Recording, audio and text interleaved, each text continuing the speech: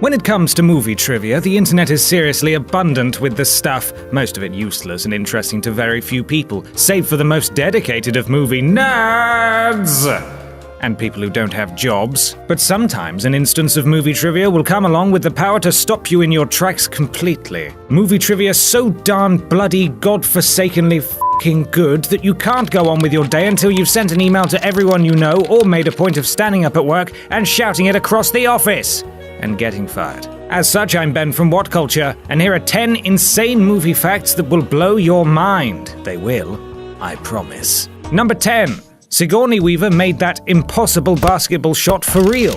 Alien Resurrection. Alien Resurrection is considered to be a somewhat naff entry in the Alien canon, and that's partly because it's an Alien film with a basketball scene in it. Still, there's a reason why this moment exists. It's to showcase how badass the new Ripley is, and sees her attempting to make an extremely tricky shot from past center court without looking. Sigourney Weaver wasn't ever supposed to pull this off. It was always the intention of the director to use CGI to achieve the effect. Nah. Declaring something along the lines of CGI is for wimps, Weaver actually did it for real within a couple of takes. Number 9. Arnold Schwarzenegger was paid approximately $21,429 for every word he said. Terminator 2 Judgment Day. Terminator 2 Judgment Day would probably be most people's choice for best Terminator movie because that's exactly what it is. And Arnold Schwarzenegger, who plays the titular character, likely remembers it as such too, though not necessarily for the reasons you might expect. The actor was paid a whopping $15 million to star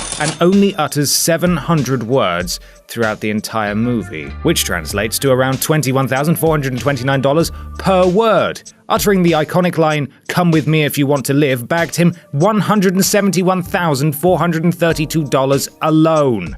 Number 8. Hitchcock's classic was the first American film to show a flushing toilet, Psycho. When Psycho was released in 1960, it came to shock the world. Though all the murder and Freudian subtext was enough to stun audiences worldwide, the movie was also controversial for other, stranger reasons. A flushing toilet had never been put in an American film before, and Psycho set out to correct this. According to movie lore, Psycho's screenwriter was so adamant that he needed a flushing toilet in the horror classic that he wrote a specific scene that was based around such a thing occurring, when Janet Leigh's Marion Crane wishes to dispose of some torn-up pieces of paper.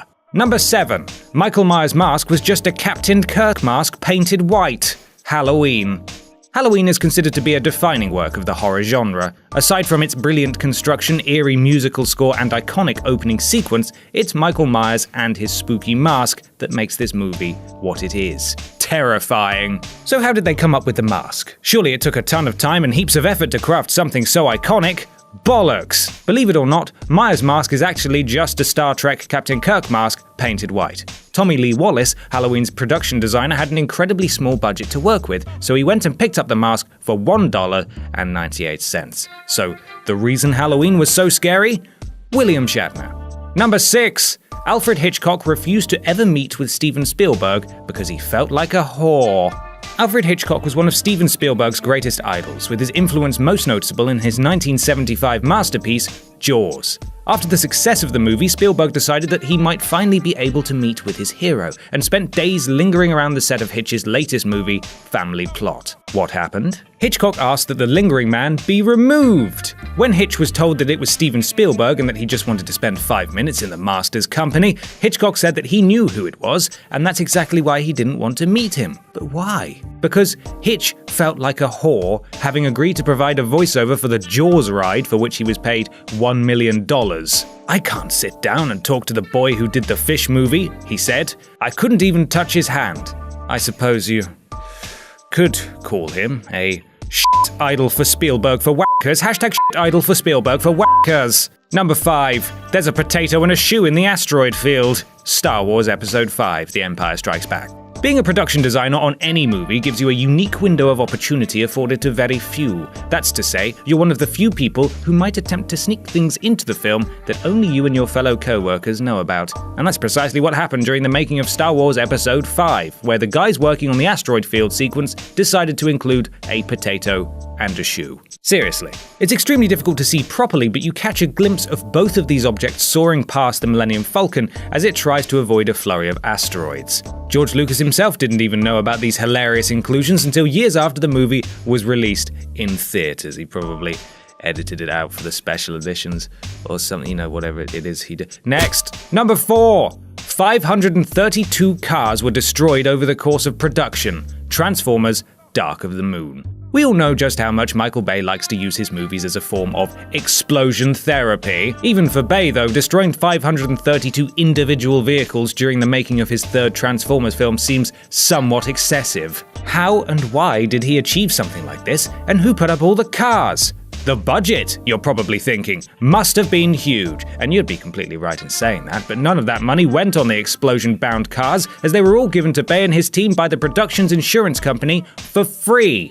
You see, every single vehicle was flood damaged and were therefore considered to be worthless, much like the movie that resulted from all this. Ho! Number 3. The first time Michael Caine saw Heath Ledger as the Joker, he forgot his lines. The Dark Knight. Most people will agree that the best thing about The Dark Knight was Heath Ledger. Despite not seeming suited for the role at first, his subsequent transformation into Batman's most famous nemesis was a genuinely remarkable feat. And that's exactly what Michael Caine would likely tell you too, going on the basis that he forgot to say every one of his lines the first time he ever saw Heath Ledger working his iconic Joker magic. The scene in question? One towards the beginning of the film, where the villain crashes a Harvey Dent fundraising gig organized by Bruce Wayne. The way Caine tells the story, this was the first time he'd ever seen Ledger in character, and it frightened him so much that he just went blank while the scene continued on. Number 2. Jim Caviezel was struck by lightning during the Sermon on the Mount scene, The Passion of the Christ. Perhaps if this slice of movie trivia had occurred on another movie, it wouldn't have made the list. But all things considered, and given the subject matter of Mel Gibson's controversial picture, the fact that the man playing Jesus was struck by lightning during production is just too bizarre to not bring up.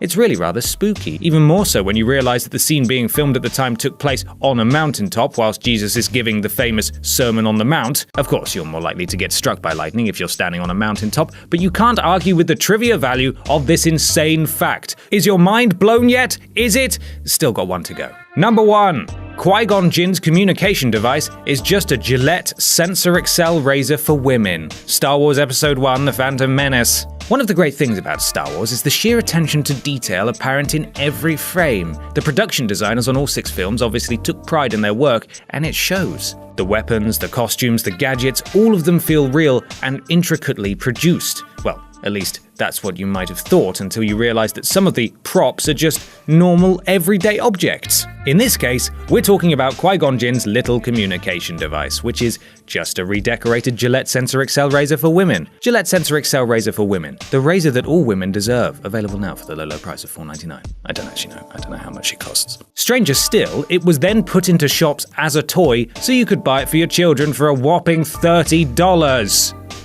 Bargain.